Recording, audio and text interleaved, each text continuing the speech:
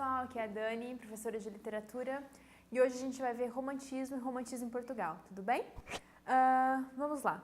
Como eu já anunciei para vocês na aula passada, os ideais do iluminismo, né, aqueles em que eram basicamente tudo regido, em que tudo era regido basicamente pela razão, não se cumpriu, né?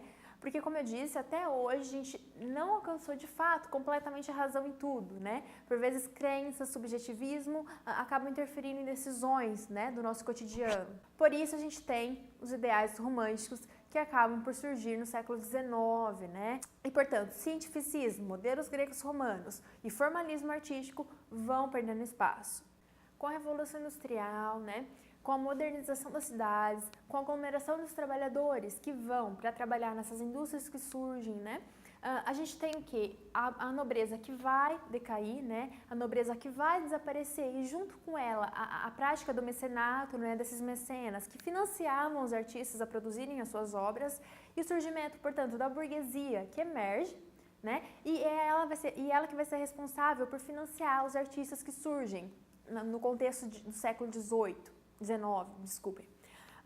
E, portanto, os ideais burgueses são diferentes dos ideais dos nobres, tá? Da nobreza.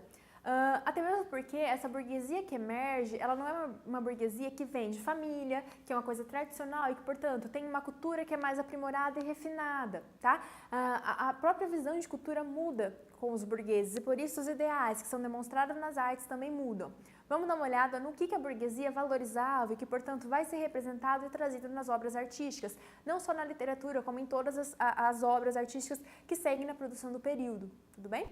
Vamos dar uma olhada. A religiosidade, o amor pela pátria, e o amor pela pátria é extremamente importante, principalmente na literatura brasileira, né? Hoje a gente não vai ver, nessa aula, o romantismo no Brasil, mas na próxima aula vai ter romantismo no Brasil, e isso é extremamente importante, tá?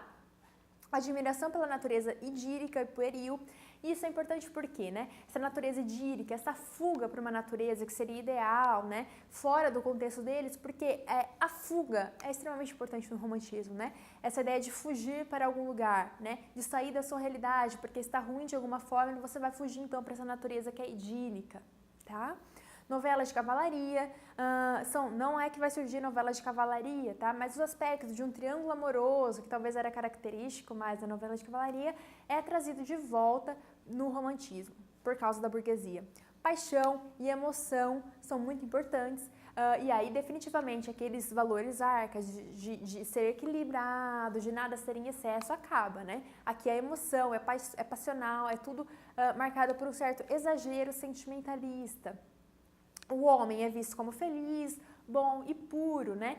A gente diz que é uma visão idealista e inocente desse homem que vai ter essa alma pura, que nunca vai cometer maldade, enfim. Universalismo deixa de ser universal, como era pregado pelos clássicos, né? Tentar tratar o homem de uma maneira que seja universal, para agora, no romantismo, tratar o homem de uma maneira que é individual, né? É esse homem de quem eles contam a história, de quem eles falam, tá? É esse eu lírico que fala por si só, tudo bem? Impressões pessoalistas e menos objetivas, né? Então sempre vai ter esse filtro dessa primeira pessoa que narra ou dessa primeira pessoa que escuta e conta, tá? Amores que são impossíveis e, portanto, toda uma trajetória a fim de alcançar esse amor que é impossível. Causas perdidas e, portanto, que vai gerar um certo desespero e, novamente, como eu disse, o equilíbrio cai por terra, né? Dor e morte prematura, isso principalmente marcado na segunda geração romântica no Brasil, tá? E o gótico, tá? Vai surgir também na segunda geração romântica do Brasil. Percebam, pessoal, uma coisa que eu gostaria de atentar a vocês, que aspectos românticos estão presentes na nossa cultura até hoje, tá? Essa coisa do homem ser bom e puro, ter o bom e o mal, amores que são impossíveis e que no final acaba dando certo, é a estrutura das nossas novelas globais, por exemplo, entendeu? Isso porque a nossa sociedade ainda é marcada pela burguesia e, portanto, esses valores ainda são presentes na nossa cultura. Então, o romantismo ele segue com a gente até os dias de hoje, tá? Na nossa cultura que é um pouco mais popular. Por isso que é tão importante, tão legal estudar uma coisa como essa, né? A gente percebe de onde se origina isso que a gente vê no nosso dia a dia, tudo bem? Bom, a gente ainda vai encontrar, falando agora sobre forma, uma certa regularidade nos versos românticos, tá? Mas, bem diferente dos Árcades, que queriam manter uma forma, né, restrita àquilo que os clássicos faziam, né, então sonetos, marcado por um tanto de sílabas em cada verso, acaba desaparecendo no romantismo, né? Os românticos não têm mais essa necessidade de manter uma forma, tá? Uma forma fechada.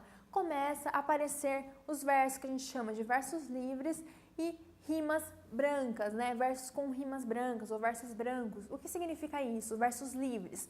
Primeiro, versos que não vão ter uma divisão silábica que sempre vai dar, por exemplo, em 10 ou em 6, tá? Há uma mudança, né, nessa divisão silábica, ela não tem que ser regular, tá?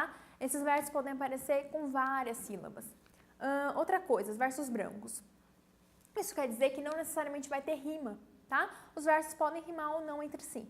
Não há mais essa necessidade de rimas. Além disso, a gente vai ter um subjetivismo marcado, né, pelo drama desse eu lírico na busca, né, nessa trajetória pelo seu amor ideal, tá? Portanto, pessoal, foca em exagero sentimentalista, né? Esse amor é utópico dos românticos.